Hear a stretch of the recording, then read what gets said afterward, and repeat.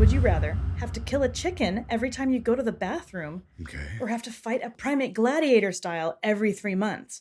And you get 1 month to prep knowing which primate. Killing the chicken. I can't win a fight against a primate. Are you kidding me? I've had to be part of killing a chicken before, and it's harder than you think. But you're not in danger. Every time you go to the bathroom, you have to kill a chicken? I mean, a chimp will kill me. The chimp strength? Are you kidding me? Oh, you're right. There's no way I'm beating a chimp. Rip my face off. Gladiator style means that I can't shoot him with a gun. I don't want to kill a chicken 4 times a day.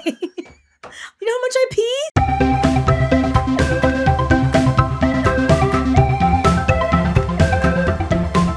Hey everybody, welcome to 500 Open Taps. I'm Hannah Hillam. And I'm Kaveh Taherian, and for those of you watching the video version of this, you'll be cued into the fact that we are in fact in the same room together. In person. It's more rapid fire than ever. Yeah, it's going to be insufferable. Also, Awful. Hannah, why are we together today? What are we going to be doing? We're going to be doing an Ask Me Anything. Ask me something. Ask us anything. Amma.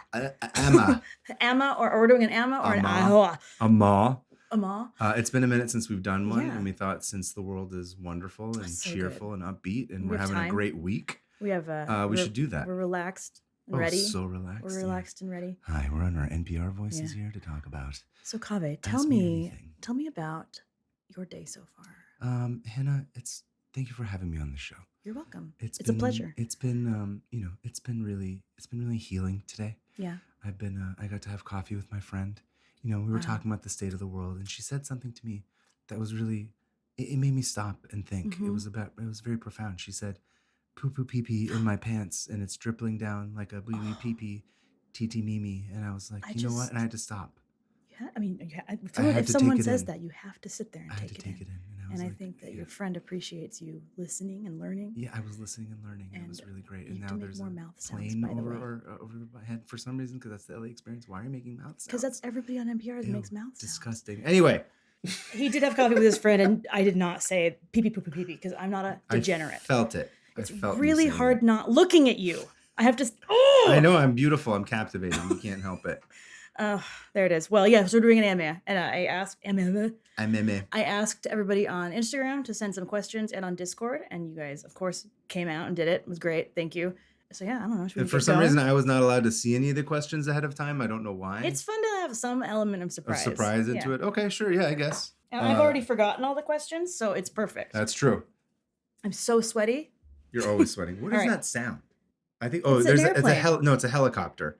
You're getting the true LA experience right now, Dude, you guys. As last soon as we night- hit record, that's when the helicopter is flying overhead, and it's not going to go anywhere. They're not. It's just gonna circle. So last night, I'm staying with Kaveh today Yeah. and yesterday, and last night I was woken up by his cat being like,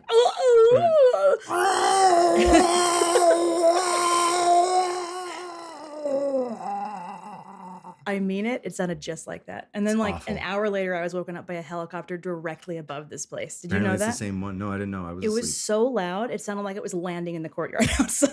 It's insufferable. like, what That's is this? being in LA is. You can't escape it, no matter what. Okay. Well, so, Anyway, ask us about helicopters. first First question. question. What's that helicopter there for? what do you think was going on in that helicopter's mind when it decided to wake me up? I don't know. Helicopter pylori. Hating on white women. I can't believe it. Unbelievable. Helicopter pylori. Okay, ready? Yeah, let's do it. Ooh, there's lots of questions. Okay, so the first one is from King of Catan. King of Catan. Isn't that a game? Yes, it is. Okay.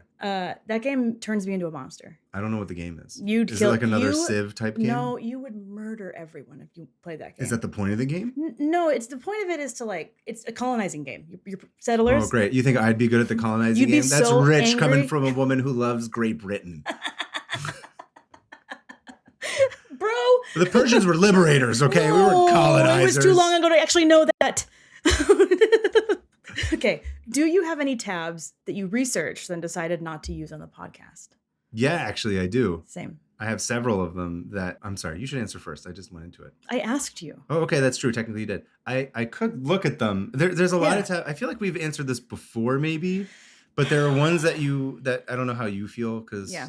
Yours are a bit more chaotic. I don't mean this as an insult, but yours That's are a fine. little bit more like free flow, like chaotic than Yeah. mine are. Yeah. I tend to be really like OCD about like a structure. Yeah. So I definitely have stuff that like I could fill like a half tab, but not really Yeah. like a full tab, or there's not necessarily like a satisfying arc to it. Yeah. I'm wondering if I can pull up some ones that I keep wanting to do, but or I just get bored. I'm like, it's not as interesting as I thought it was Yeah. going to be. That happens a lot. I get like I get to like the end of it, and it's like, wow, that went Actually, nowhere. don't look at these because Okay, I I don't won't. want you to see other tabs that I'm actually Oh my potentially goodness, considering. Nixon smut. I'm Nixon seeing it right smut. now. Nixon on Nixon smut. Okay, so there's one I keep wanting to do. I Yeah. don't know, but now it feels weird because I'm like, what if I just tell you something and later I'm like, oh, I figured out how to do this. Well, then don't tell me. I'll tell you when I can't do. I have so many. Oh, you do? Okay. Of course. You can't do any tabs. Every week you're like, I have a tab, and I'm like, do you, Hannah? I've never not had a tab. Yeah. Unbelievable. Useless. Me. Can I look at your screen now? No, you're not allowed. Tell us about your tab. So I have a lot that are England related. I have a lot of England related ones. So here's the point. Listen. There's about 7 that I've just shelved. Then done. A particular one. No, you go. No, tell us more about England. No. 5 minutes into the episode, and you're telling us about England. No. Anyway, let me think of one. I did one. A lot of the ones I want to do end up being like really violent and sad at the end, where I'm like, I don't really want to like dip into that. And this isn't just the England ones. Those ones are all, I gave those up a long time ago. But like recent ones where I don't remember it specifically, but I remember it ended in like like someone brutally dying, and I kind of try to steer clear of that. Because there's enough of that, but it was about the murder. Like it ended up being like a true crime. This is a murder. Yeah, it went into true crime territory in a way that I was like, it's okay to touch on true crime a little bit. Like we do that. Yeah. Sometimes. But also, I have to say, like, I think I'm just scrolling through my phone too. I think a lot of them are either the opposite. It's either there's not enough, or it's like, oh, this is way too big. This is a huge topic, and it's gonna take me like, and it's a whole research. I'm not prepared to do that. That happens a lot. Also, I'm not entirely clear. Let us know in the comments or like email us or whatever. I'm like, do you guys like the 3-parters or like the big ones, or do you guys prefer the one-offs? I think the 2-parter is probably the best, like middle of the road. Like you get something that's like a little bit of a deeper dive without making a podcast that's like 6 weeks about the same topic, but. I assume that people don't want like a 5-week topic about one thing, even though I did do that. I did do 3 weeks twice last year, but you did 3 weeks twice? I thought it was November I did the Guns. It was November Rain, and then I did Astor Place Riots. That was a 3. You're right. But Astor Place Riots was so. It was like I was like 3 clear like episodes that I could do with each, which I actually like doing more personally. I like the longer ones because then I get to like really like get juicy and like have one topic or like one theme and a broader theme, and they all kind of connect. Yeah. That's why I think we should make like do a 2-parter in one episode. Never mind. We can 2-parter in one episode. Like instead of just an hour long. This is off topic. We'll this later. We're just discovering this right now. We're discussing on camera. Anyway, the answer is yes. We have plenty of them. Some of them get used later. A lot of times when we used to do the format of the 3-tab episode when we'd have a guest on, that's where I'd get the smaller ones. But I kind of miss having those tiny ones. The triple? No, just like being able to like. I have so many half tabs, mini tabs. We should do a half-tab episode. That'd be fun. We would just rapid fire back and forth. Did you read about this? Did you read about this? Did you read about this? And we just get rid of all of them. We could do that. Let us know. Idea. Subscribe. Let us know in the comments. We are gonna do that. Okay, we're gonna do that. There you go. Thanks for the question. The one that I've always Catalan. That has been Gates of Catalan. King of Catan. King of Catan. Chris Catan. The one that's been open for literally 3 years is the history of rat kings. Which is when all the rats get tied into it. And we saw one. Liz Lemon. No, it's all about rat kings. There's just not enough about rat kings. So, but it's there. It's Step your game up, rat researchers. Emotional support tab about rat kings. That's what I also like saying to our audience, because I know there's some rat researcher that listens to us. In here. We've mentioned that before. Like that's the thing I've liked learning about the audience, because we've said this before. It's like you make this shit and you're like, I have no idea who's gonna actually listen to this, and it's like it's all weird. And then it's like a professional. It's weird researchers, microbiologists. Yeah, why do researchers listen to us? We're not good at researching. We're not real researchers. We're also not bad at it. That's the worst part. It's I think we're just dumb enough where it's like if you're a smart researcher, you're like, oh, I want to listen to the dumb idiots research. This is how they talk about it. It's cute how they're discovering things I found out when I was like a freshman in college, kind of thing. Okay, next question. Yeah. This is from Blake. Blake. I think it's the same Blake. We gotta give a shout out to Blake because Blake started his Instagram. Oh, dude, Blake has a comic account now. It's very funny too. He's only posted one comic, but I laughed very hard. And we're not just saying that. BLAUKMUNKE. Yeah. Go give Blake a follow. It's you always end up making me cry, and then it's an onion. An onion. They're like having a fight on the couch. It's very funny. It's really good. That gave me a good laugh. Yeah, we laughed. So Blake says, which of your drawings will the Florida courts most likely convict you for obscenity over? That's a good question. I know which one. You think you would have more? You think you would have one? You know which one of mine? Yeah. Okay, what is it? Haven't had an orgasm in 47 years. There's literal pieces of the Ayatollah all over the ground. And then the hottest lady ever walking amongst them. I guess that's true. There's literal It looks like carnage. Yeah, but these days, it's like, I feel like they wouldn't be, they'd be like, oh, this is pro-war propaganda. You're cutting up the actual Ayatollah. So they'd be okay with that. They would use that and reappropriate it. It would be something basic. Visually, it's disgusting. Yeah. I love what you did with that one because she's awesome looking. And then there's literal carnage of one person spread out. This is a good time as any. Yeah. Pop it open. This was fun. I was mad at that guy. What guy? The one with the plastic surgery face. Oh. Where I was like, I feel like this is not because it would be offensive, but it would just get me arrested because of the society we live in now. But is that Pete? Yep. Look at it's Heggy. Look at that.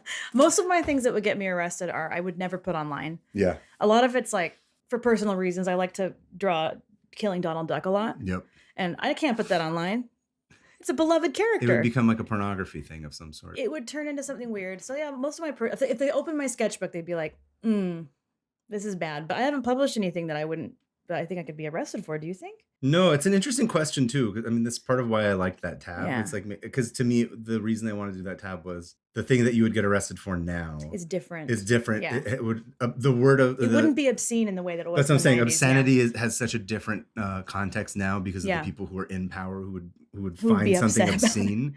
Yeah. So it would be something very innocuous, like a drawing of Pete. Like a drawing of Pete Hegseth. With I'm just putting that out there that I'm going to go get arrested now. But that's the least of your Listen, worries. that was my not so subtle warning to the audience of like, it's coming, guys. It's already here. Here we go. We're already doing it. Buckle up. Yeah. No, we're there. We're just redefining what people will arrest us for. Yeah.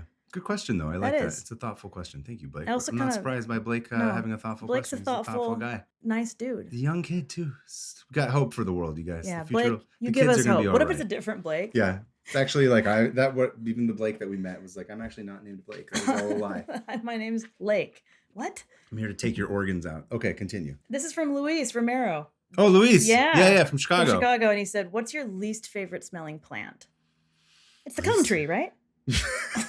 No, I'm not kidding. You know what the cum tree is, right? Oh, okay. You go outside in the springtime and you smell like jizz on the air? Yeah. That's a certain tree. In Northern California especially a lot, yes. Everywhere. You walk outside, you're like, uh-oh.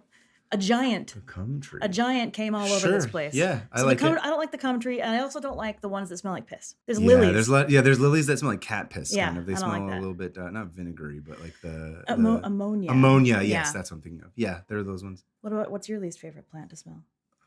Speaking of cat piss. Do you hear her? Yeah, of course I do. Here's the thing about having kids. I used to be so annoyed by this kind of this stuff, and it's nothing. You should tell them how she changes her voice for you. I think I mentioned it, but she goes in a lower register when she yells. She's like, "Oh, this idiot!" When Sarah comes home, it's like she's talking to Sarah. But when it's yelling at you. and then with me, it's like, it's all guttural. It's like Sarah's imitation of me, like, "Hey, bro, hey, babe, where's the? I don't know anything in the kitchen." That's Sarah's impersonation of me. My favorite Sarah impersonation of you was when she was like, "Look, I'm Kaveh," and she just walked over to the window and opened the curtain a little bit and said, "What are they doing out there? What's happening? Why are they standing there? What are they doing? What are they doing there? Go do something. Don't stand in front of my room." I'm sorry, continue. Okay. Anyway, yes. That's it. I don't like cum plants, piss plants. Sure. Oh, have you ever smelled the death flower? No. The one that's supposed to be like a rotting corpse? Every seven years? No. I got to smell it. Where did you smell it? At the Conservatory of Flowers in San Francisco. Okay. Looks like there's an earthquake here. Maybe there is.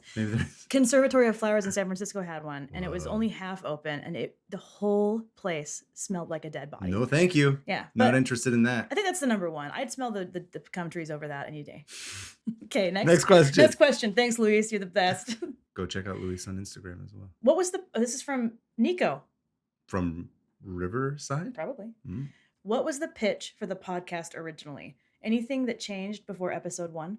That's another very good question. It's weird. I don't think there was anything that changed, and it's still very much like... Yeah. It was extremely organic. So like at first we were like, let's do one, because we had talked about doing a podcast for a little bit, like a year. Like I was like, we should start something. Let's do it about conventions. And I'm like, yeah, totally. I was like, everybody. So if you have one podcast that anyone listens to, people are like, we should start a podcast. Yeah. And I'm like, okay, guys, yeah. Totally. But I was ready. Let's make a movie. Once you make a movie, I'm like, come back to me with a script, and then we'll actually maybe consider it. Also, I don't know if you know, but I'm busy doing one right now. Yeah. That's the other thing. But when Musical Splaining ended, Yes. We had talked about like, hey, we should do one about conventions. Right. We were going to call it, I think we mentioned this, we were going to call it condependent. Condependent, because and we were trying to figure out, because the thing we always say, or not we always say, the thing that I've learned is the thing when you do podcasts is like, you don't just think of like one episode. You have to think of, can you do 50 episodes? Yes. So before you start, if you can't think of 50 episodes that you can do, then there's no point in doing it, because it's not going to go. It's not going to have longevity.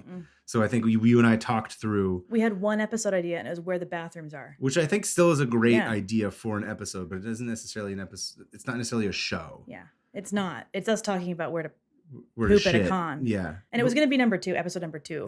Yeah, it was like, oh no, did we say episode number 1, episode number Yes, number it was 2? episode number 1, number 2. And then that's about as far as we got before we're like, then what we do? Interview artists? Walk around? And then we were like, we don't want to talk to artists just for the sake of making, because there's the other thing too, is that the artists in the podcast space tends to try to be like a very literal one-to-one translation of just like, we talk about drawing and we're drawing. I'm like, it doesn't translate to the audio medium. I don't want to talk about drawing. Right. And I'm like, it also limits kind of who we are and like what our interests are. And it's like the algorithm. It also forces me to be intellectual in a way that I'm bored of after a while. And I don't enjoy doing. I don't enjoy intellectualizing the art. Like this is much more of a close encapsulation of like what it's like to be a creative person, which is just nonsense and random stuff that you remember and then screaming at each other. Creative brain in 115 episodes. Yeah. And then so there was this is the weird thing, is that you called me and you were like, okay, because here's the thing. Years ago, I was like, I want to do, if I ever did a podcast, I told my husband this, I was like, I would do it about, I would call it Wiki Hell. And it would just be about how I'm drowning in Wikipedia tabs. Yeah. And then I would go through and read through and like study them and then close them as I went. This was years ago. Which so, I never know. You never even told me about I didn't tell you because it only lasted 4 episodes. And I put some on Patreon. They're not good. I didn't follow your Patreon, so I put some on our Patreon. You put some on our Patreon? Yeah, they're not good. I'm not in charge of I think Patreon. Nico listened to it. No, I'm saying, but before we even started the show. Before we even started the show. I never even saw it on your Patreon. I put it on my Patreon. This is completely independent. This is the weird thing. So I had this idea for this show in a sense, like 3 years ago. Yeah, Hannah's trying to say that she knew about this before. She's trying to take credit. Nope, I'm for the leading entire show. into then you calling me and saying, hey, what if we did this? And you said the exact same thing, pretty much. Like, what if we talked about the things we're deep diving on? Yes. And then I was like, dude, yes, okay, let's do it. And then like within a week, we were like, okay, first episode, we're going to do this. We're recording now. And it just like, we hit the ground running. We were both just ready. I think, again, forgive me if I've said this before in the show. It was also like a deliberate rejection of the format of all algorithms and podcasting. Yes. Is that I was like, I don't want to do 100. I had just done one. Not that I didn't enjoy doing musical explaining, of course, but it was like, I can't do 90 episodes on one specific thing because I feel like it's very limiting to me as a person. Just everybody in general. I feel like if you can do it, cool. I don't think it's good in general. I think it's like, we're not meant to be like, I'm going to only do true crime for 15 years and only talk about like the worst vicious murders. Like you should be allowed to every once in a while talk about other stuff. Yeah. And so by design, it was sort of conceptually meant to be like, this is the Flexible. anti-algorithm, which explains our success.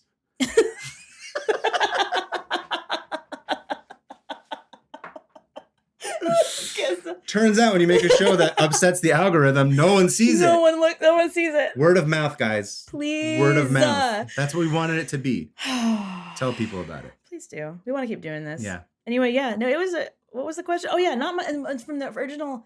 I'll just make this short. From the original pitch that you came and said, we're going to do this. And I was like, yes, we're going to do that. Yep. Not much changed. No. We kind of like the first episode, we're like, we're going to have 2 listener mails. We're going to do a closing ceremony and like make it. And that's been the same ever since. Yeah. The only thing that's changed is that you're again, all credit to you last year because we were like quickly approaching burnout and you're like, what if we didn't do 2 tabs every week? And instead we took them 1 week on, 1 week off. Yeah. And that way it's a lot more manageable. And also people might be more inclined to listen to the whole thing because you're not overstuffing them with too much information. And I was like, I don't know, Hannah, I am obsessive compulsive. I don't know if I can break free of this. And then this morning when we had coffee, I was like, dear Lord, how did we do that for 2 years? My life is way better now. I can't believe we did it for the first 2 years. And it was, I will say, I did plant that seed like a year ago. Yeah, it takes time for me to adapt. Because I also am the same way where it's like, I'm in this. I can't I can't get out of it unless it's going to end. Everything's going to end. Yeah, it's world's going to end. Compulsive, yeah. I failed if I have to change this. Yeah, 100%. Yep. And then I was like, we're going to burn out so fast. Yep. I see it on the horizon. Yep. And so we're just stepping back. It's been good. Seems to be working better. I think so. Yeah. Yeah. Next question. Yep. The Bort the. The Bort the. The Bort That's a the. double Simpsons joke. Is it? Oh, duh. So it's Sideshow Bob. It's Yes. Die Bart Die. Duh. And so it says D Bart. He's like, what about that tattoo on your chest? And he's like, that's German for the Bart, the. And they're like, anybody who speaks German can't be a mean or a bad man.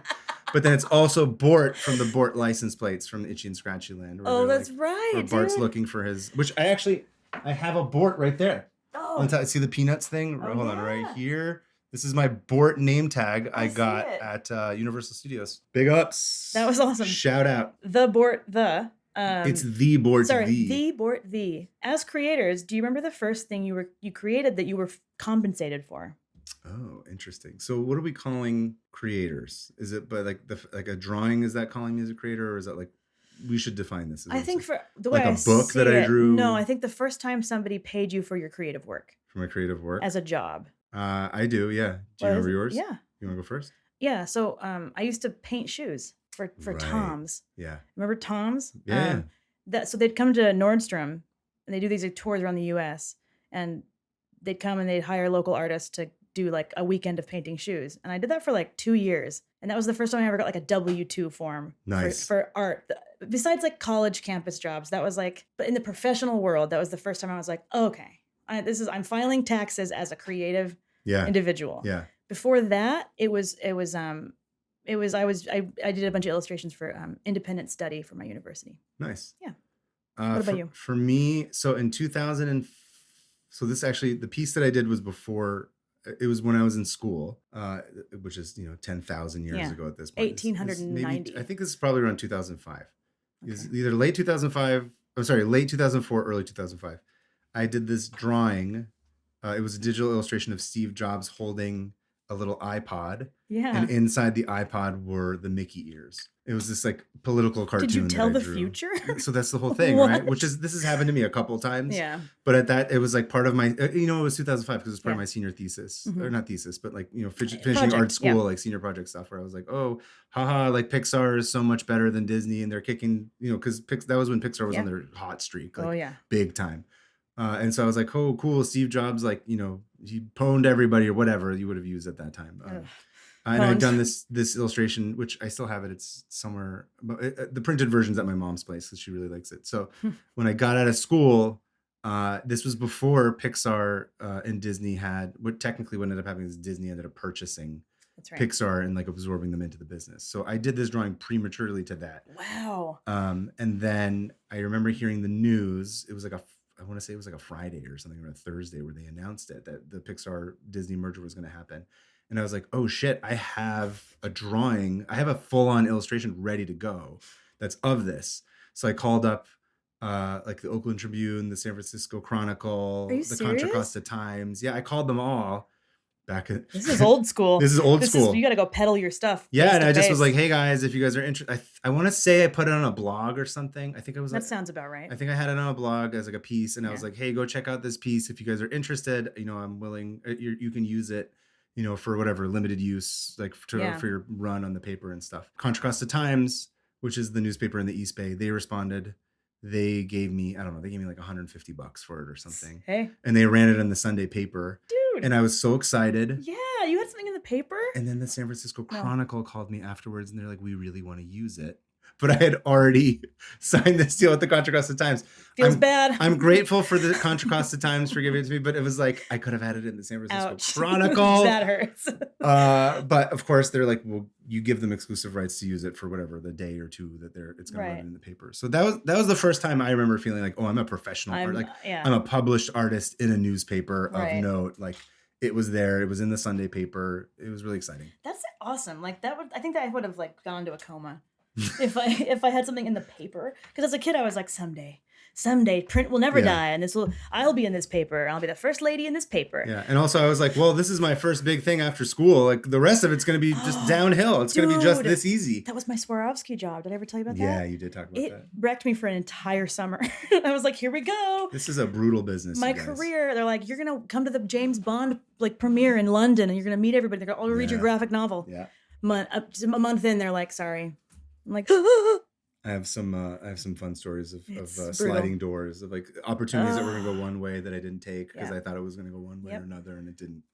Man. But yeah, that's my It is first a one. brutal job. It's brutal. Because then you have to just kind of like thicken up your skin and be like, whatever, okay. You have to be okay with failure. But there always is that project. Mine was the Swarovski one that Yeah. absolutely The one that destroyed got me. away. Well, no, that Oh, just it like didn't get away technically. Yeah. it just destroyed. Like I was just like, Yeah. oh, it set my expectations, which I'm glad for. Yeah. They did it right off the bat. There was no pretense of like, oh, look at this job, it's great. It's like immediately got shut down. Yeah. Immediately got lifted up and then shut down. Yeah. And I'm like, okay, I get it. It's brutal. It's well, that's awesome that you didn't read the paper. Wow, Thank you. Somebody. Listen, this is like 20 years ago and I still haven't framed it. Find it. Okay, this is from Olivia. And Olivia says, would you rather have to kill a chicken every time you go to the bathroom, or have to fight a primate? Primate gladiator style every 3 months. And you get 1 month to prep knowing which primate. Oh, killing the chicken. I can't win a fight against a primate. Are you kidding me? I've had to be part of killing a chicken before and it's harder than you think. Yeah, but it's not like, but you're not in danger. Every time you go to the loo, she said loo, sorry, I said bathroom, I translated it. But every time you go to the bathroom, you have to kill a chicken. I mean, a chimp will kill me. It's your choice of primate. Oh, no, it's not. No, you have to. A chimp's going to kill you. The chimp strength? Are you kidding me? Oh, you're right. There's no way I'm beating a chimp. Rip my face off. Gladiator style means that like I can't shoot him with like a gun. I don't want to kill a chicken 4 times a day. You know how much I pee? Do you know how much better my diet would be? If you killed chickens all day? No. If I had to kill a chicken, I would not be making irresponsible choices. Of like, I'm going to eat this and get diarrhea. I'd be like, no, I'm not, because I don't want to kill that chicken. No. Better make sure I eat yogurt. It'll make me a better person. I'll be much healthier. I'll be in shape. Oh, fine, Olivia. I'll be avoiding shit. I will kill the chicken. Yeah. Killing a chicken every time. Plus, every time I kill a chicken, I'm assuming I get to keep it. That's free food. I'm not eating the primate every 3 months. I mean, it depends on who wins. That's who true. eats who? Do Who people eats who eat chimp? faces? They don't eat chimp, do probably they? not. They're too close to us. They got thumbs. I don't know, but they're still animals. I don't know if people are like, well, whatever, it's just chimp. I don't know if they're Sound off in the I've comments. just never thought of this. Do people eat chimp? I'm assuming somewhere someone does. You gotta eat chimp, right? You've got to eat chimp. Monkey brains. Yeah. Monkey brains. Racist. That's the movie's racist. Yeah, that's what I'm saying. The movie is racist. Okay, I was like, you calling me racist for quoting a movie? No, I'm saying the movie is deeply racist. Deeply. It's a deeply problematic film. Yikes. I guess I'd kill the chicken every time I pissed. Yeah. Thank you, Olivia. Give me a second. This is from Stephen Ray Morris. Stephen! What internet rabbit hole are you afraid to go down? These are good questions. Yeah. They're like asking us real ones. Yeah. Am I afraid to go down? There's been times where, like, for example, one time I was like, why do blue eyes exist? Right? Because I was like, they're weird. Where'd they come from? And I started reading about it, which then led me to reading about like, where did this, and it got to the point where I was like, this is feeling like this could easily dip into eugenics. Yeah. And that's where I'm like, I'm gonna, no, not radicalize me, but like, I immediately recognize it. I'm like, oh, this is getting into all these people have this, all these people have that. And so it's like, I'm backing out of that right away. Yeah. There's like this slippery slope where you're reading about like all the differences between people. And then it's like, oh no, I'm on the wrong page now. I think I'm getting... Spoiler alert, I'm getting psyoped because all Iranian people are. So we're getting a lot of attempts at radicalization in one way or another. Some of them make some pretty interesting arguments, even though I like know it's a lie, but I'm like, the way this is structured and framed is like kind of hard. I like it. I'm like, this is scratching an itch, but I know better. But also I'm like, I'm not going to indulge with this because this is just clearly meant to radicalize me in one way or another. So broadly speaking, I'd say history is really easy to get radical, or that's a really easy rabbit hole to fall into. And that's why like critical thinking is so important, because you have to kind of understand how a story is being framed and presented to you, and what your sources are, and like where that's coming from, and that kind of stuff. But not in like the Joe Rogan like question everything for no reason, even though it's like obvious. It's obvious. Don't support I don't know, genocidal leaders. Yeah, but also like in the time of war, you're like, oh, it's interesting. I've never seen something about this before, and now suddenly I'm seeing 50 stories about like, you know, Israel's influence here, there, or this. And I'm like, this is just trying to get me to be anti-Semitic. This is trying to get me to be racist against the 100%. Jewish people. And you're preying on the fact that, or not preying, you're pushing, you know, you're trying to prey on me in the fact that I'm like upset about this war. Yeah. And it's like, oh, you're upset about this war? Well, did you know that, you know, Israel did this in this place? Which, and it's like, Israel. Half the time it's like probably true. Yeah. But the way that it's being framed. But they're framing it as Jewish and not Israeli. Exactly. That's the thing where it's like, which is why we're all this anti-Semitism. It's like, no, guys. And I feel like that's the I don't know if people say this already on the internet, but I feel like that's every rabbit hole just leads back to the white Jews, supremacy. Yeah, the Jews. But specifically it's always like, well, the Jews did everything. Yeah. I have noticed that, like, if I follow anything long enough, It just always brings you back to the same pool. it just it always comes Always back comes to back to the history. Jews. Everything Yeah. I'm reading about was written by the victor, and of course, the victors are all Yeah. white supremacists. Yep. And so it's like, so those kind of rabbit holes when it's like super self-indulgent in European history is also something I stay away from because we've all heard that. Yeah. We've all heard that. It's like, I don't like going down those because it makes me sad. No, and like I said, it's the thing that's scary about it is like these stories are almost structured in a way to appeal to like your deepest frustrations. Of course, yeah. And then framed this way to be like, oh, were you ever upset about this thing that happened in history? Well, what if I told you it was actually this other reason that this happened? And you're like, and then you have to stop and be like, I am not indulging with this. This is clearly trying to radicalize me. Which is hard. That's why we're seeing what we're doing. We're seeing what Yes. we're seeing right now. Because emotionally, I want to be like, Yeah. But no, everything is much more complicated than they want you to. Yeah. Anyway, so those rabbit holes are like where it's just like definitely like, this isn't going to be good for me mentally, and it's not going to be good for the world if I give this any like attention. I agree. Anyway, that was there was that time when the what is it, the brothers who the Xeno brothers. Oh, the Xenomorphs. Yeah, that's right. Speaking of Stephen Ray Morris, like, go listen to Xenomorphs, right? Yeah, the episode that I did with him. Yeah, talked about speaking Alien of Covenant. Xenomorphs, that episode was very. Did you listen to that one? Not yet. Wow. Somebody doesn't love me or Stephen Ray. How could you let Stephen Ray Morris down? Listen, here's the thing about Stephen, you guys. He really is that like delightful. Stephen is like he is really that sweet. He's one of the people that you meet him in your life. You're like, you're better than you are on the like on all your things. Like, true. You're more of a I don't know. Stephen's delightful. Like I see him and it's just like, because My Favorite Murder, the joke is that everyone just yells Stephen. No, because I never listened to it. Yeah, so from what I've heard, I just see him and I want to be like, yes, like, you're here. Like it's a very exciting. I get why that became a thing. Yes. I was gonna say the Xeno Brothers episode where I was like, suddenly my algorithm went to like Templar stuff. Oh, Knights of the Templar. And I was like, oh, this is exactly how white men get radicalized. Oh yeah, big time. I watched it happen to me in real time and I was like, oh no. No, none of us can hide from it. That's what I'm saying. It's like they peg you. Speaking of the algorithm, it'll just be like, oh, you're this. We're gonna nudge you this way. White lady who likes researching history. Oh, how about this? Anti-war Iranian, you must hate the Jews. So we're gonna show you all this stuff. And I'm like, no, I don't. No thanks. I never said that. Anyway, thanks, Stephen Ray Morris. The next question is from Corey. Would you rather be an anonymous serial killer or a politician? It's redundant. It's the same thing. Oh, maybe not the anonymous part. Here's what I would do. I would be an anonymous. What's the difference? An anonymous serial killer and a politician. I can't tell the difference. No. I would be an anonymous serial killer of politicians. Oh, good answer. Dexter style. Oh, yeah. I can't top that. Perfect answer. Okay. Perfect answer. Cool. They just keep falling, keep going. Oh, another one's dead. What happened? I love it. Excellent. This person, Shenza Grace, says, I want to try Persian food. Where should I start? What's really good? Well, let's see. It depends on where you are, first of all. It's like, do you have access to Persian restaurants? And if you don't have access to Persian restaurants, you're going to have to start making it on your own or buying stuff, which makes it really complicated. But so people in the Discord have been making stuff. Yeah, I did see that. It's kind of crazy. The sort of run of the mill, like your first at bat is always chelo kebab, which is, rice with, you can either get kubide, which is the ground beef skewers with a tomato and like a pepper over a bed of basmati rice emergency, as we always say. Or there's bag, which is like the filet mignon that's been put into, it's like the really thin pieces of filet that are marinated. So they call it the sultani, which is like for kings, like sultani. Yeah. So it's like a skewer of the ground and the skewer of the bag. The problem with kebab is like, it's very finicky.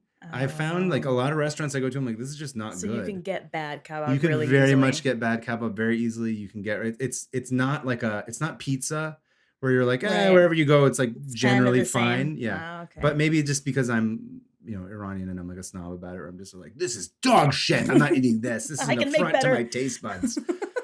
I think that might be what it is. My favorite, the one I don't know if I brought this up on the show. So the one that my mom used to make was very easy for her to make. It was like, the whole, your mom calling you and telling you to pull the chicken out of the freezer so it'll thaw in the sink. So by the time she gets home, she can cook it. Yes. Is zereshk polo, which is, it's like Zereshk, zereshk. So it's barberries. Which kind of look like cranberries. Yeah. But they're very tart.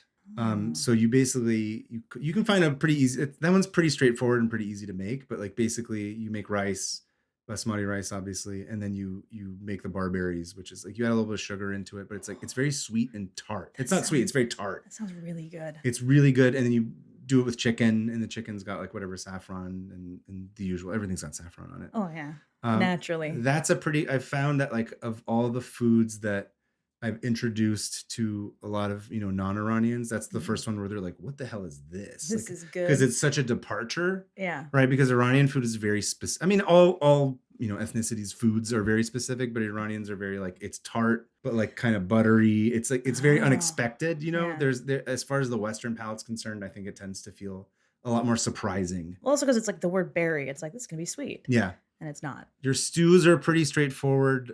It's hard to mess up a stew. So if you can get a stew Didn't know you going. guys had stews. Yeah, korma sabzi is the one that's Oh, like okay. all the chopped up herbs with like Right.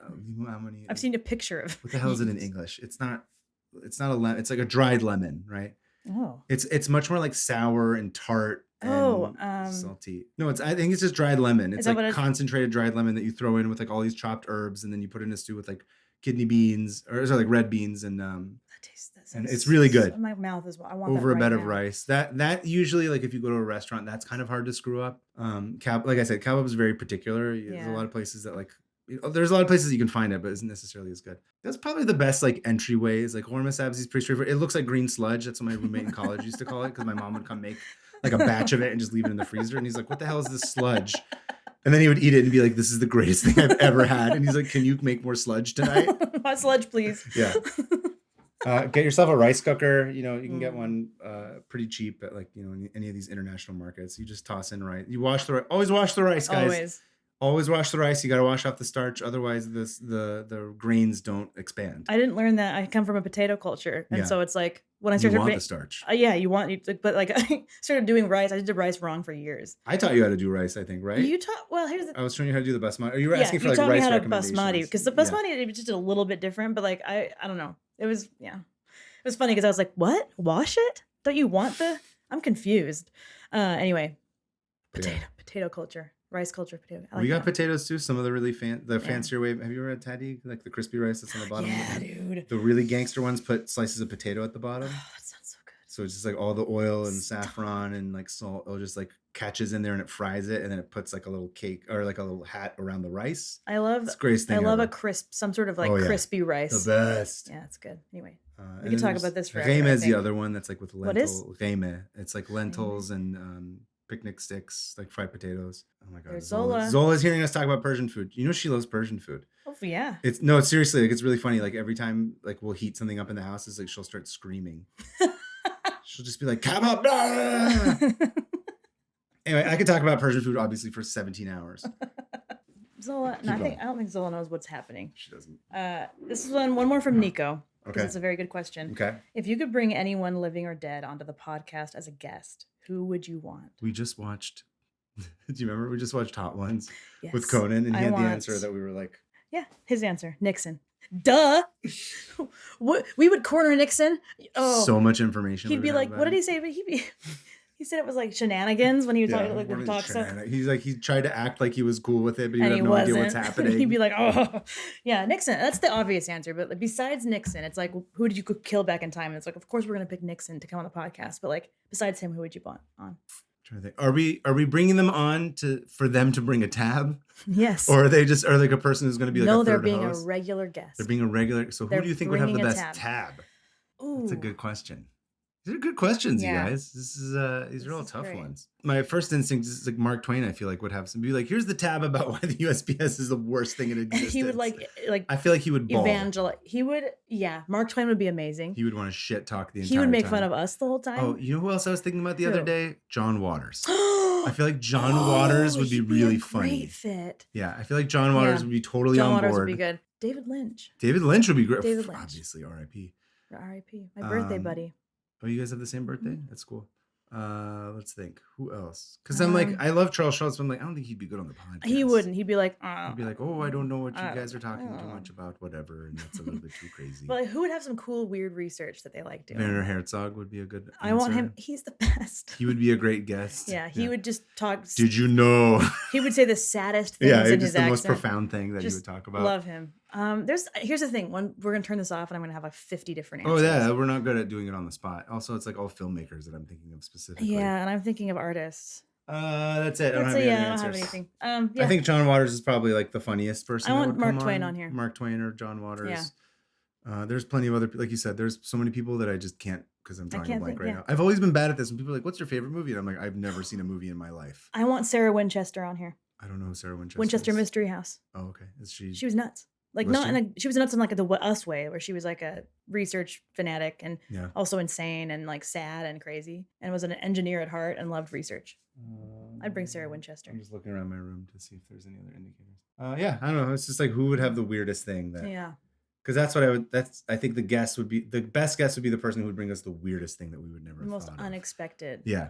Unexpected. That's hard because people we have on now, they bring things I'm like, I never would have thought. Right. But somebody who's like John Waters is like a professional, like, here's some weird shit that you've never thought of and that like I've looked into. Or Werner has like a professional a collector of weird things. David Lynch. These are all people who are like, that's their jam, is to be the weird person. Feels like the obvious answer. But yeah.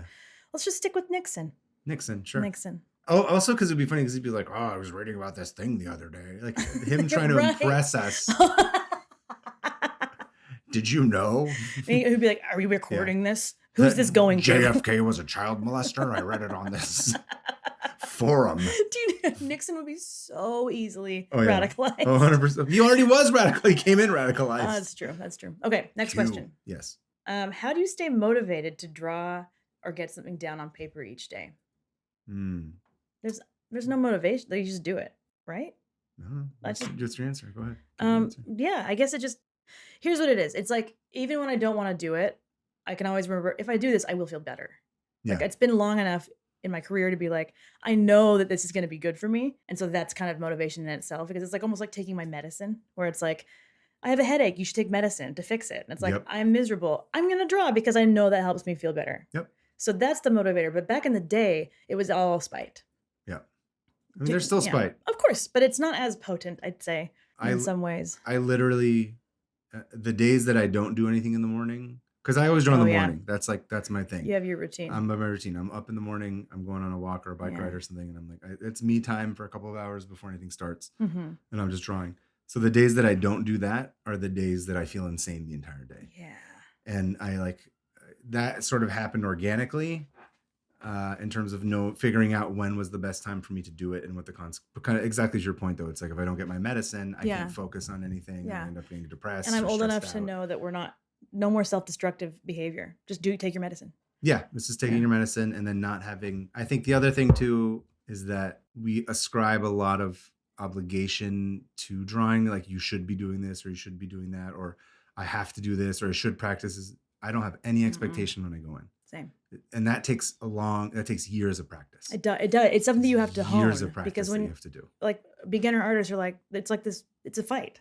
It's a fight, and like, it's still a fight. But like, I've learned, and I'm sure you can speak to this. I've learned to not expect anything from myself and to trust that something will come out. And sometimes it's awful. Yeah. And that means nothing. That's the thing. That means nothing. Yeah. Bad art, whatever. It's part of it. I can point to a lot of things that have manifested into much bigger projects that were just something where I was like, oh, I got fixated on this shape. And I wanted to draw this shape over and over again. Like the Mothman stuff. Yeah, The Mothman stuff was literally just like, I saw a Mothman somewhere and I was like, oh, this is kind of a fun design. Yeah. And then I kept abstracting it. And there's like a sketchbook. Before I even wrote that book, it's just like a sketchbook. Like half of it's just filled with me simplifying that shape because I got some weird fixation on it. And I would just get up every morning and be like, I just draw this circle over and over and over again. Eventually, I was like, this is kind of fun. Yeah. And then I was like, I wonder if I can write a story about it. And then all of a sudden the story came out of that. So it wasn't even like I had this idea for a story and then started drawing it. It was literally like I got fixated on drawing a shape. that led to a book. I love that. And that has led to by far my most successful book. Like I've sold quite a lot of that book. And and it just keeps selling. And it just That's keeps selling. the thing. Yeah. And it just came, it literally in my sketchbook, it came from me getting up in the morning and Yep. being fixated on, and then not being like, why am I drawing this shape? I should be drawing something, or I should be trying to write this, or Like blah, blah, blah, you have blah. to trust yourself. Yeah. You have to trust. Yeah. And that's learned, as you said. Yes. That takes a lot of truly practice. is. It's Like- a lot. It's not easy. It doesn't come naturally. It's like you have to put boundaries on yourself and just be like, I'm just going to draw dog shit for a couple of days and be okay with it. Yeah. And like, but you just show up every day. Yeah. You just do it every day. A lot of times you'll draw shit. Yeah. Or a lot of times. Most of the time you'll draw stuff that goes nowhere. I mean, I think a lot of my drawings in the sketchbook, anyway, for me at least, Yeah. right? I feel like each one of them is some sort of thought that I'm figuring out Oh yeah. on paper. And Yeah. if I figure out the thought on paper, then it's a good drawing, you know? Yeah. It doesn't necessarily mean it's something that's going to go on Instagram or like in a gallery, Yeah. but like, screw that. That's not what it's for. It's not what it's for. Well, that's why I hate, one of my pet peeves is seeing sketchbooks that are perfect. Oh, I hate those. I'm like, They make me oh, really so you're angry. going to show us your sketchbook? It's like, that's Yeah. not a sketchbook. That's No. a bunch of paper bound together. It's a bunch of people who do a bunch Performative of... It's sketchbooking. performative sketchbooking. Like, it's like, if you see my sketchbook, it's bad. Yeah. But compared to that, there's no cohesion. It's just like, here's paper, here's pen, here's stuff. Yeah, I'm like, what can I even show that's not like something coming up? Oh yeah, this is very specific. I have like 17 sketchbooks over here within arm's reach. Yeah. I'm trying to find a bad page. This is a new one that I just started. That's why, yeah, I just don't like those perfect sketchbooks because I think it tells young artists that you have to be perfect right away. And the sketchbook is not meant for that. Yeah. It's not meant for that. So stop. I'm trying to find my worst page on here. They're all great. They're all terrible. Do you ever find... Okay, so this one's funny. Speaking of... Okay, I'm not going to show the writing, but like... the writing's in there. Hold on. I got fixated on like a pomegranate fire shape. Ooh. I just kept drawing it but I always say this, right? It's like that one phrase where they're like, the point of your art is to show to people that you're not well, that you're mentally ill, Yeah. not to like have it be good. It's a way... Here's what I've realized over the years is that when people find out you're an artist, they think that there's a lot of depth there.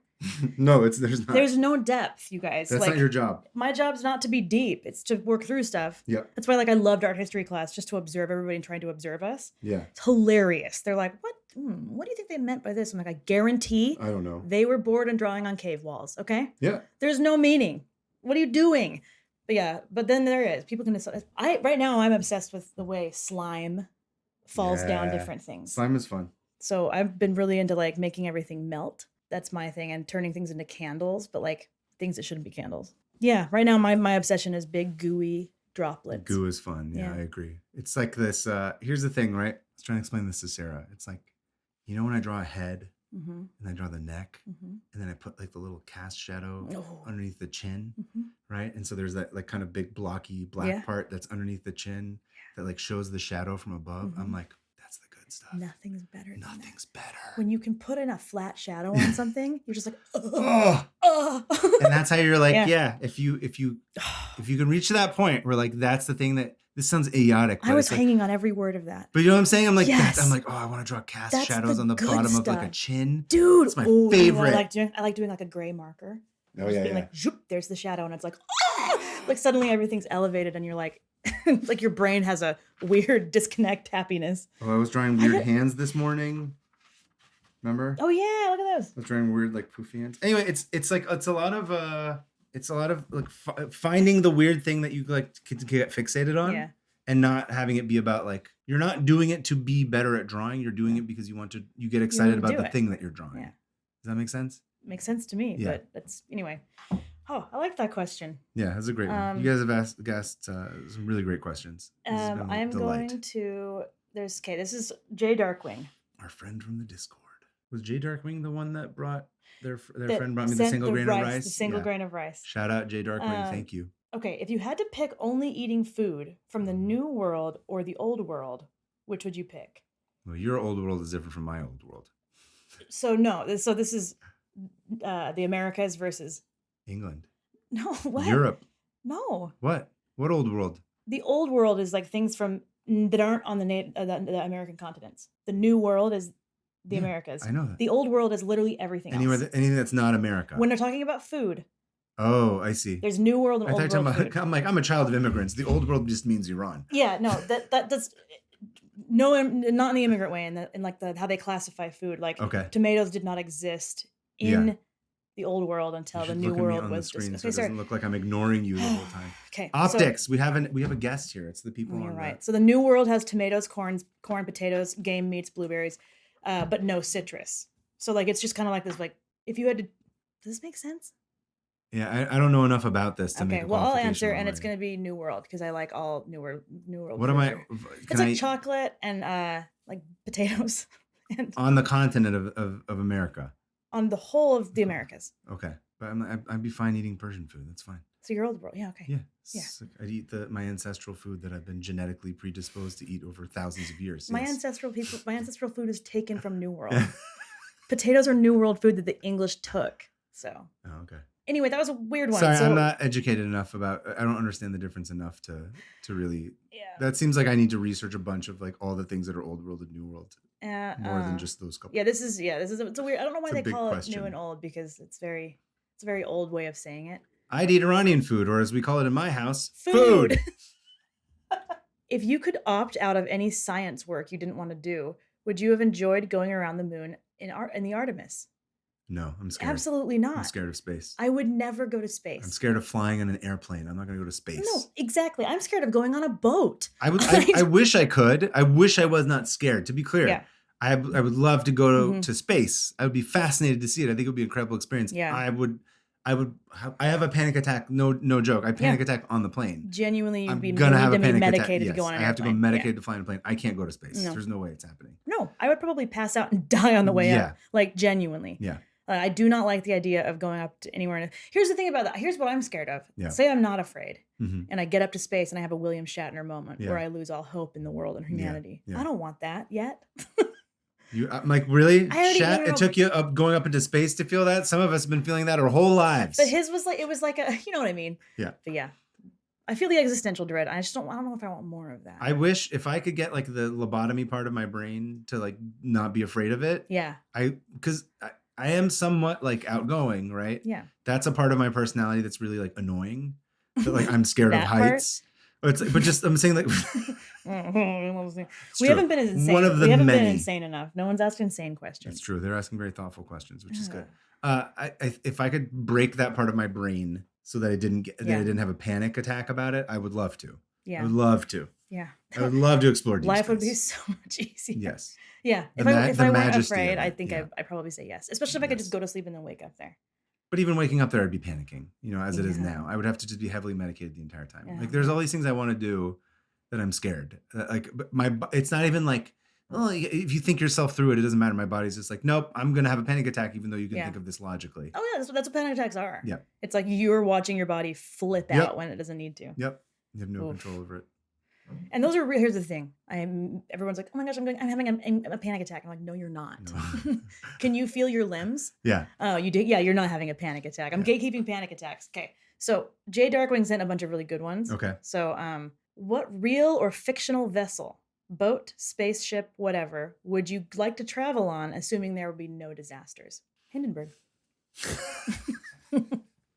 Titanic. Lusitania. I don't know, all of them. It'd be interesting to just watch what happens on a boat from like 200 years ago. I don't know. The Enterprise, Millennium Falcon. Oh, Millennium Falcon would be cool. I guess that's I'm like trying to think of all the. It's interesting. You went fictional and I went non-fictional. Well, it's because you said non-fictional that I was like, okay, we should include some non-fictional ones as well. Hindenburg for sure. Hindenburg's a pretty funny answer, actually. Yeah, imagine if the Hindenburg. What did Amelia Earhart fly? What was the name of her? Spirit of St. Louis? No, that's not her. That was Lindy. I don't remember. Lindbergh, that piece of. Anyway, the Hindenburg. Here's why, and I have a deeper answer. Sorry, do you want to answer? No, go ahead. I love it. If the Hindenburg had worked. Yeah. That was like the nail in the coffin for lighter than air travel. Dirigibles. Yeah. We were like, that was where we were going. Where it's like, this is cheapish. This is easy. This is like, if that hadn't have happened, we would have kept developing. Interesting. Yeah. Like the very last, I think Moffett Field has the very last dirigible. I didn't know that. Yeah. So the big dome thing, I can't remember what it's called. But yeah, if that changed everything. Wow. It changed flight completely. Everyone's like, that we'll never do this again. No, it was that bad. So I think maybe pod racing would be kind of fun. Oh, Sebulba. For some reason, the word always comes to my mind. Pod racing would be cool. Really, Sebulba? It's my Anakin impression. That's exactly. I want to ride on one of those. I want to climb into one of those dead just want to things. be, speaking of being anti-Semitic, you want to be friends with that guy. What's his name? Watto. I'm a Taherian. Jedi mind tricks don't work on me. Only money. Yikes! Oh, it wasn't even like hidden. No, That's I mean the it's an crazy alien thing. technically. Oh, what, the Asian guys in the The beginning? Asian guy, yeah, they'll like have like bad Chinese Jar Jar accents. Binks. It's just all of them were Jamaican, just, yeah. Chinese, Jewish, yeah. Yeah, probably Star Wars, Yeah. especially because George Lucas was such like a car head. Yeah. I feel like they have all the best ships. Like the Enterprise and stuff is do. like, it'd be cool to be on the Enterprise, just like hang out with everybody. But like, I don't necessarily know if like flying the Enterprise would be as much fun. It's too screen based. Also, here's the thing about me. I'm weirdly good at driving fast, even though I don't do it at all. That does not surprise me at all. So And I'm like, I have very quick reflexes when it comes. That's not like a me being like, but it's just that's a weird skill I have. I'm very good at like weaving and going all fast and shit. Race cars. So it would be cool to do like a fast car. If there was no threat of me dying, especially if I wasn't gonna crash, I'd be like, oh yeah, I could see myself in a different universe. As an F1 driver? I mean, I wouldn't go that far, but yes. You could see me as an F1 driver. Are you kidding me? I'd be like complaining the whole time. I'd be like, the humming is too loud on the car. I can't focus. I think I heard a speakerphone from the audience. I'm calling it an audience. What do they call them? Spectators? Soccer auditions. Yeah, exactly. Okay, let's do a few more. This is from Dustin, my friend Dustin. Shout out. What is your favorite Simpsons character and episode? Oh, okay. Well, there's no real answer to that. No, there is no real answer. Dustin? I love, what's his name? Am I drawing a blank? Hank Scorpio is one of my all-time favorites. Yeah. I love Hank Scorpio because he's the world's greatest boss. And he has like so much, his EQ is so high. He's a fantastic boss. He only validates and supports Homer. He knows how to run a team. He's excellent. And and he's just like so supportive. And he also wants to destroy the government. So I'm like kind of down with him. It's kind of you. Yeah. I don't like the whole, terrorism part of it, of course, but who does? Yeah. Sorry, it's not in sugar. He's like, sugar. And then he takes the sugar. He's like, sorry, it's not in packets. He just takes it out of his pockets. I love The Simpsons. It's funny because Dustin and I used to quote Simpsons in high school. Oh, really? Okay. This is my friend from high school. Yeah. What about you? My favorite, it's really basic, but I've always loved Krusty. Krusty's great. Because he's the saddest person on that show. Oh, yeah, big time. Even sadder than Mo. Like, he's sad. Oh, yeah. And I love watching him get up time and time again and do his job as a clown. And he's so sad. That's like one of my favorite main characters. Speaking of sad though, and you said Mo, I like my favorite aspect of Mo are like the random illegal things he's doing in the back of the bar. Yes. Where they're like, andale, where he's getting the pandas out. Or they're like, there's a killer whale that they're spraying with a hose to keep alive. In like the back alley. Yeah. Just the degenerate shit that Mo does. Like those are my favorite gags. Yeah. But I like those little peaks. Those little cutaways, yeah. And he says andale to the pandas. That's my favorite. Andale, go, andale. So mine was boring, but like I love Krusty. He's I think one of my favorite characters. And then I favorite episode. There's too many. That's impossible. So for a long time, I used to be obsessed with Homer the Clown. Homie the Clown. It's the one where Homer goes to clown school and he becomes like the regional Krusty. It's so because Simpsons was good at two things, right? It was good at just absurd gags, but then it was also very good at doing like punch you in the heart, like really good, like sincere family or like heartfelt drama. Yeah. This is one that's on the opposite end of the scale. It's just pound for pound, all absurd jokes, beginning to end. There's no sincerity in it. There's no like real emotional core. Yeah. So I wouldn't say it's the best because of that. But as far as just gags, one of my all-time favorite gags is when they see the two Krusties, right? And the guy rubs his eyes. He's like, I'm seeing double, 4 Krusties. And then Krusty's spending all of his money, right? Yeah. He's like, oh, my house is dirty. Buy a new one. And he's like, hire Kenny G to play jazz for me in the elevator. And he's lighting a cigarette with like Action Comics #1. And then he's like, send $10,000 worth of roses to B. Arthur's grave. And he's like, I heard that, but I don't want to hear the end of any sentences. That's before B. Arthur had died. Yeah. I don't want to hear the end of any sentences. I can't. Literally, this dude, every time I'm like, here's a story. You're like, bored. Because it's so slow. You're just, I'm not slow. I don't have a favorite episode. They're all, I love season 5 through season 7. I think I could watch those seasons over and over and over until I die. Season 3 is good too. You have the season 3 is really good. The one that that always stands out to me. Hang on, I gotta look at the episode list. That I always forget that it's an earlier episode is the nuclear power plant baseball episode. Oh, that's so that has some of the best gags, and it's a very early episode. It is, Kate. I told you to trim those sideburns, not shave them. How do you know the quotes? Because what's the ecophilia? What the hell is the term? Echolalia. I don't have that. There's nothing about me that can remember quotes. Let me just hold on. I was like, now we need to look at Simpsons episodes. Let's see. No, Bart the General is so good. That's from season an early 1. That's like season 1 good. Moaning Lisa's. Oh, they're all so good. I'm a sucker. The Treehouse of Horror. Like I could. Those are like. Oh, Marge versus the Monorail is a classic, of course. Of course, that's probably the best. I think that's up there with like top 5. Camp Krusty. Love Camp Krusty. We used to make fun of my brother because he had the worst camp experience. Yeah. Oh, sorry. Continue. No. Just he came home. He's like, I hate camp, and he talked about it for like 10 straight years. He was like traumatized by camp. It's a good one that it's like both sincere and absurd. Lisa versus Malibu Stacy's a really good one. I love that episode. It's a very good episode. It has a good commentary too. It does. It's great. And the jokes are really good. Yeah. But she's got a new hat. It's a very good episode. Oh, Springfield or How I Learned to Stop. The one where they opened Mr. Burns Casino. Oh. That's a really good one. I don't remember. You don't remember that one? No. Oh, Last Temptation of Homer is very good. Oh, that one's good. I like Of course, Homer Goes to College. Homer Goes to College, yeah. Barbershop Quartet, that's another classic. That's such a good one. I need to rewatch all There are these. so many good ones. We're just listing Simpsons episodes now. We're not really making this. Lisa's Rival was another one that I was obsessed with. Is it the beach house? Oh no, that's the one where No. Lisa's Rival is I forget what her name is, but it's like the girl who's also good at school, and then like Lisa makes the telltale heart thing when she's trying to like sabotage her. The Lisa episodes actually a lot of the Lisa episodes are very good. They're very thoughtful. They bring like a girlhood aspect into it that the show lacks otherwise. Yeah. Where it's like this weird philosophical deep sadness. Yeah, and there's also it's offset on that episode because I think that's the one where Homer finds the pile of sugar. Oh, I like the pig. Sure, Lisa. Some magical animal. What's that one? Oh, is that where she becomes a vegetarian? Yes. Yeah, some magical animal. A magical animal. Yeah. Bacon, pork. Yeah. Some magical animal. I like that one. I love Tomako is one of my absolute favorites. Tomako. By far. One of my favorite episodes. Anyway, thanks, that show Dustin. used to be the cornerstone of my of identity. my personality. Yeah, for sure. Do you have any favorite anime or manga? None. I don't watch anime or manga. I don't read manga. Sorry. I've seen Ghost in the Shell. I've seen Akira. I liked Attack on Titan. That's about it. I don't read manga. That's never something that I got super into. Never was my jam. They're just regular movies to me. You know what I mean? Like I'm like, oh yeah, just another like an animated movie. It's not like anime. Like I'm gonna ask something really dumb. Do it. Which is like Miyazaki doesn't count as anime, I assume. I'm not sure what counts as anime. It's like, well, anime is. Oh no, I'm gonna butcher this. Anime is Japanese animation. So technically, I guess then okay.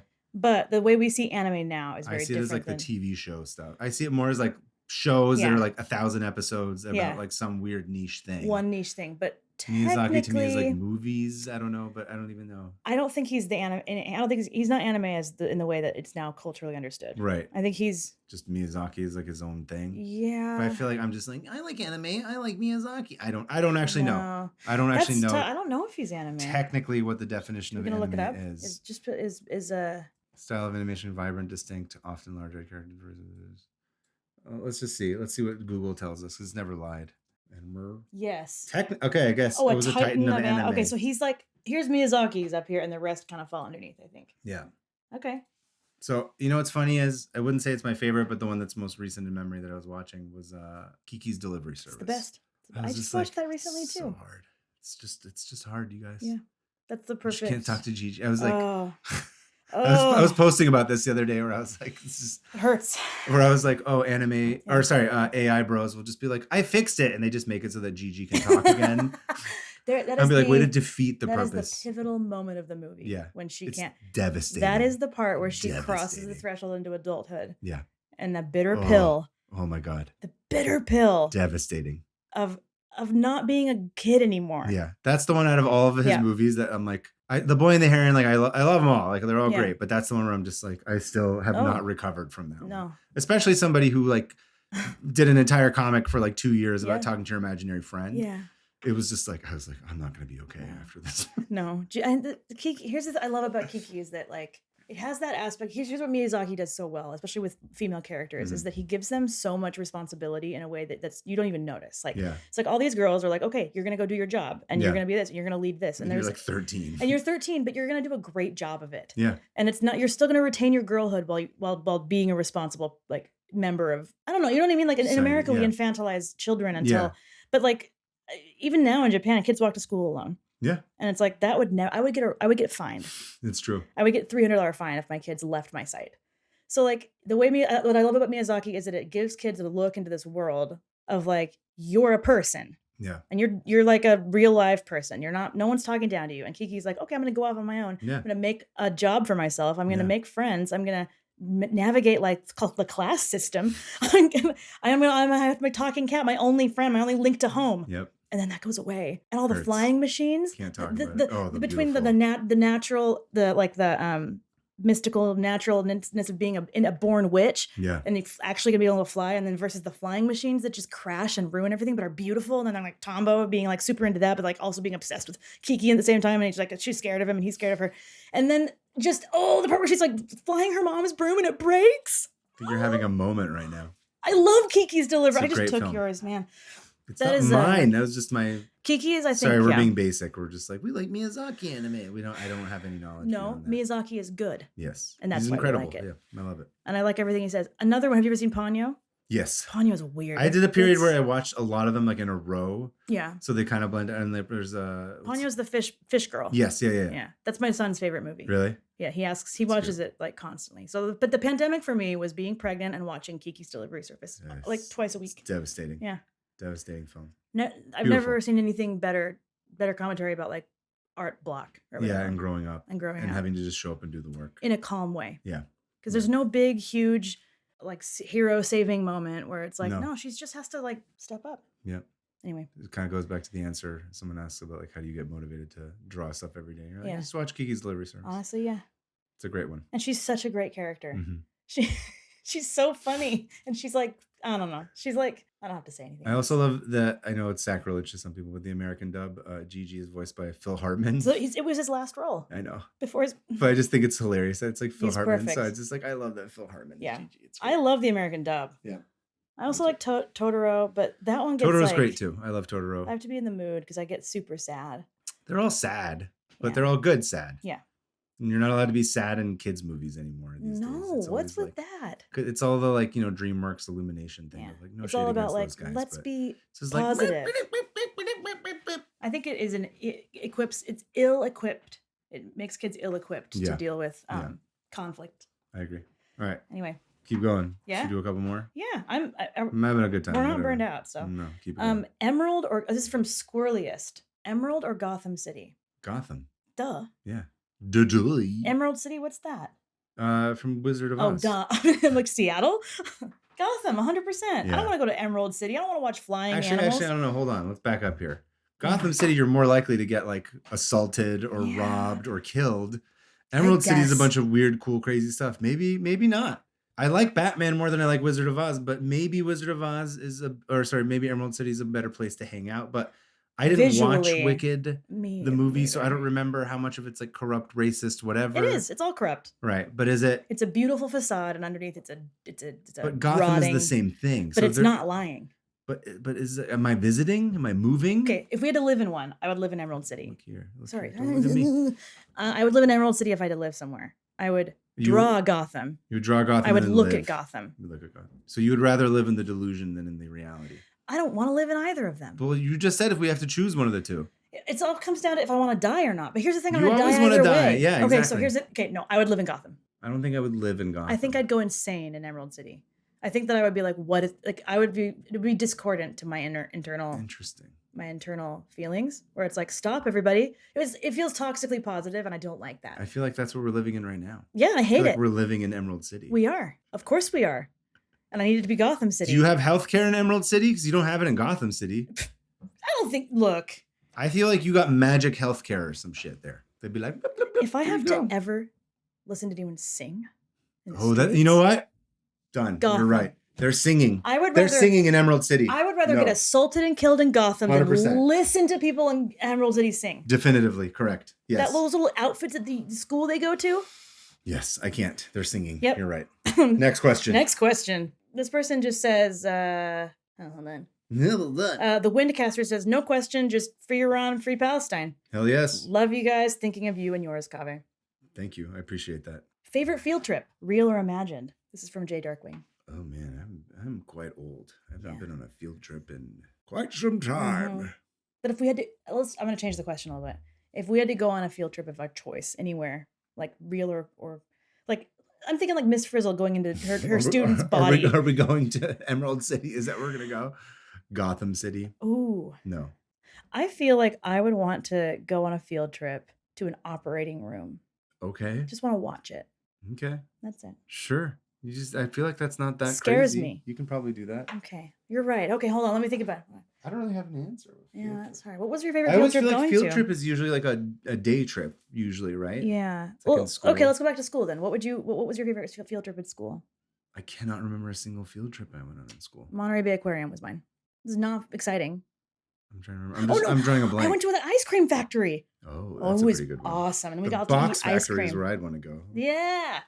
Yeah, okay. I honestly, I cannot remember a single field trip right now. You never went to the Baylands? I'm sure I did stuff. I just don't remember any of them. I feel like I moved around too. So it's like the last time I went to a field trip was probably like the 5th grade. You were like, what, in Connecticut? Yeah. I was like, I don't remember the field trips. We're going to go to the Mayflower Museum. Like something tavern. What the hell was the tavern? Oh. Keeler's Tavern, where they had like a cannonball shot in the side of it from the Revolutionary War. Keeler Tavern. I feel like that's the last field trip I remember taking. Yeah. But real or imaginary, I don't know. What is the point of a field trip? I feel like the field trip is like you go out for the day. And you see something cool that you wouldn't usually see. I see cool stuff all the time, you guys. I know. I see cool stuff all the time. That's a joke. I don't. I see horrific shit all the time. Constantly. Yeah. You mean the field trip of going on Instagram every day and being transported into a war zone? You kind of can't go anymore. Yeah. Look, I could go to this restaurant or I could just watch this video about it and then I don't actually leave my house. Man, that's so sad after hearing you say that. Get off social media. Go to the restaurant. Go have the meal, even if it's bad. Okay. You still got some in you? Yeah. Okay. Did you ever make a piece of pop culture your entire personality? I mean, Simpsons. That's still, the we were just talking cornerstone, about that. yeah. I mean, I'm a millennial. Of course, Harry Potter was there for me. Ugh, I know. You missed it. You missed it. I did not know in advance that I would be on the right side of history, but I just thought it was like annoying. And I felt bullied into it. Yeah. And I felt like I was like, fine, I'll do this just because everyone's doing it. But I never really like cared that much about Harry Potter. I think that the thing that people... It was fine. I just was a little old for it. You were, yeah. I was just I was that perfect demographic. I was Harry's age. Yeah. When the books were coming out. So it was like, Harry Potter was really important to me, like as like having no friends and moving around a ton. Yeah. It was an escapist kind of thing. But of course, look at it now. Like, come on. What a bummer. But also, I was really... Lord of the Rings. Oh, Ninja Turtles. That was my entire personality as a kid. Yeah, it still is. Oh, Lord of the Rings, big time. Lord of the Rings I don't know if it was my personality. It was my personality. I deeply love it. I still love it, but I don't know if it was my personality. I wrote fan fiction. Oh, yeah, I didn't know and here's the thing about my Lord of the Rings fan fiction. It wasn't like fun. It was like historically based, and I like went linguistically deep into like stuff like that. Can't imagine why you didn't have any friends. But the friends I did have liked it. Yeah. Also virgins, yes, I understand. Whoa, me?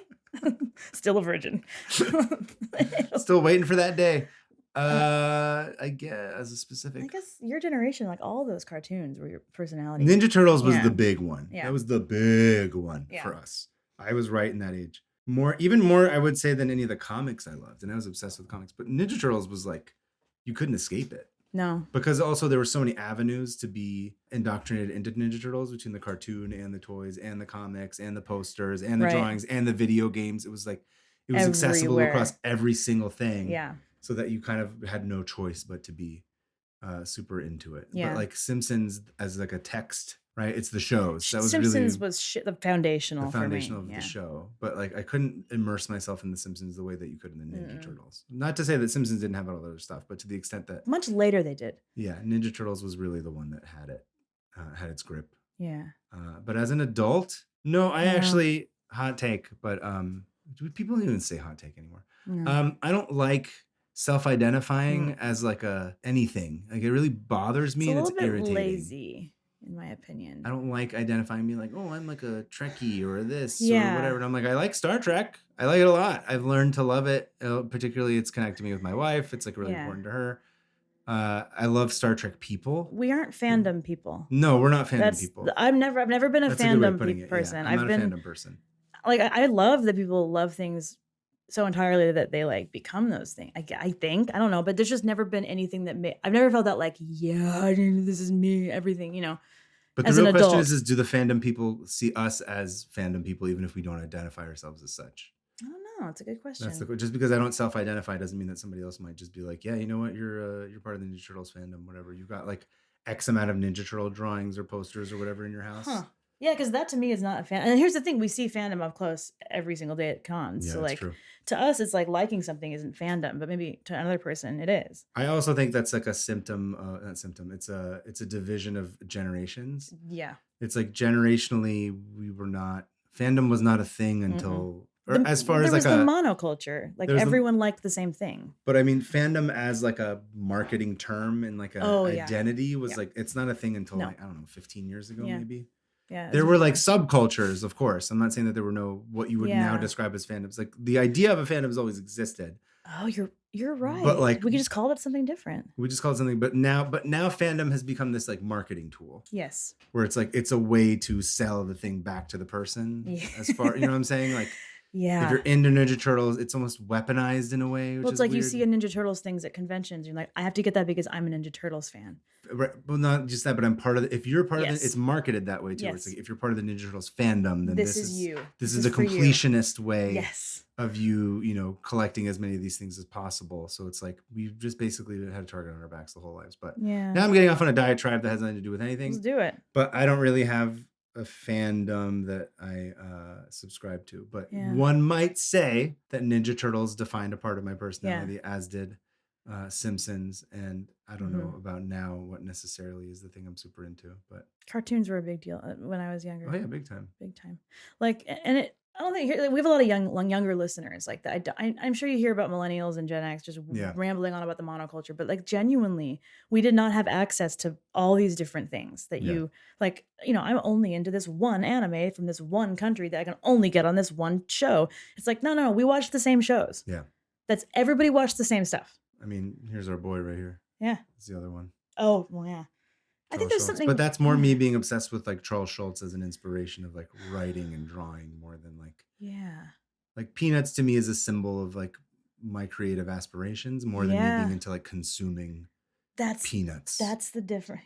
He loves eating peanuts. Nope. I'm gonna consume. I do love peanuts. Peanuts are delicious. It's all about consuming peanuts. Yes. I think there's like that. I think that's where fandom and interest separates is when it comes to like capitalism and consumption. Or like, can you buy? This is a fandom is something you can consume. I don't know, but that's what I'm saying. I don't actually know if that's what fandom is. That's like because I don't identify it. I don't identify myself as such. That doesn't necessarily mean that that's what the definition of it is. Does that make sense? Yeah. I'm like maybe I guess this is a long way of saying I don't really know exact. We're doing the tab thing where I'm like I need to go do a deep dive into what fandom actually means. That's why I was about to open something before see my I hand is on my comment phone. on this. You see my hand on my phone? Revoke all that we just said because we're not sure is the answer. That's what they like. Yes. You just got to watch us think through it in real time. Yeah. We got through all of them. Okay. But I'm having a lot of fun. Yeah, there was nothing else? Anything on the Discord? Nothing? Let me check. That's it. We're pretty good. Thanks for listening. That's the end of the episode. Thanks for answering questions, Kaveh. For once. Please help me. You're just being quiet. I don't know what I'm doing. Please help me. Thank you for to the patrons. Let's sign off. Thanks, everybody. Thanks, everybody, for listening. You did a great job, Hannah. You did a great job, audience member. Thank you for the audience members. Thank you guys for the wonderful Yes. questions. They were thoughtful. really good. They were very good, Yeah. and they got us to actually engage in a way that's really fun for us to talk about, which is why it probably went much longer than we expected it to. We weren't exhausted. We weren't exhausted from the bits, but thank you guys. Love doing a bit. Me too, but weirdly, they drain us. Doing a show is tiring. I don't think people really realize tiring. People realizes People this. don't I'm tired. realize this. I'm hitting the point where I can't talk let's eat anymore. lunch. Let's eat lunch. Thank you guys. Thank you, Alyssa, as always. As always, amazing. Thank you to the patrons, like you said. Please, I feel like we say this, but we mean it. Share this with people. Please, let's look right into the camera. Yeah, if you guys know anyone that would even be remotely interested in something like this. Anybody. We are the anti-algorithm show by design. We shot ourselves in the foot with this. So we're looking to you to evangelize and tell people about it. Please. Please. Please, for the love of God. Please. Tell everyone. That's all we want. Yeah. Well, we're fun. We're fun. Don't beg. I know. We're not that fun. Look, if you want. If you want, you don't have to do anything. Actually, at the end of the day, whatever. Yeah. You're I guess your if own your person. friends are lame and they don't want cool shit, then I guess if you have stupid friends. Yeah, sorry. Oh, no. Are you sure? I'm sorry. You can't. No, I'm not invited. No, more I questions. don't want to. No more questions. Sorry, I don't take interviews. I don't take it. Sorry, no paparazzi. Thank you. Bye. Free run.